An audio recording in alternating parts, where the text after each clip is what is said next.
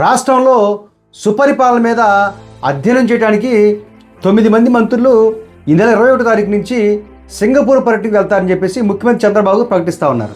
నేను అడుగుతాను ముఖ్యమంత్రి గారిని, సుపరిపాలన మీద అధ్యయనం చేయడం కోసం సింగపూర్ వెళ్ళటం దేనికి అని చెప్పేసి. సింగపూర్ ఏమన్నా దేశమా? కనీసం రాష్ట్రం కూడా కాదు. సింగపూర్ అనేది ఒక నగరం. ఒక నగరంలో ఏమైనా అధ్యయనం చేయాలంటే ఎవరు వెళ్తారు? ఏదైనా నగరానికి సంబంధించిన మేయరు, కార్పొరేటర్లు వెళ్తారు స్టడీ టూర్కి. అంటే మీరు సింగపూర్ వెళ్ళి నేర్చుకునేది ఏంటని చెప్పి అడుగుతా ఉన్నాను. మీరు కేవలం అప్పులు చేసి సుపరిపాలన పేరుతో అధ్యయనం అని చెప్తూ ఇవాళ విహారయాత్రలు చేస్తారు మీ మంత్రులు. ఇందుకైనా మిమ్మల్ని ఎన్నుకుందని చెప్పి అడుగుతా ఉన్నాను.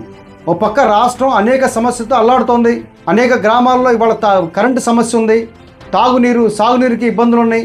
అనేక సమస్యలు రాష్ట్రంలో ఉంటే ఇవాళ మీరు సింగపూర్ పర్యటన పేరుతో విలువైన ప్రజాధనాన్ని వృధా చేస్తూ ఉన్నారు. దాదాపు ఈ ప్రభుత్వం వచ్చిన కాడి నుంచి 3.5 లక్షల కోట్లు అప్పులు చేశారు. ఈ అప్పులు ప్రజలకు ఏ మేర ఖర్చు పెడుతుందని చెప్పి అడుగుతా ఉన్నాను. ఇవాళ మీరు సక్రమంగా పరిపాలన చేస్తే సుపరిపాలన కోసం అధ్యయనం చేయాల్సిన అవసరం ఏంటని అడుగుతా ఉన్నాను. సింగపూర్లో అధ్యయనం చేయడానికి ఏముందని చెప్పి అడుగుతా ఉన్నాను.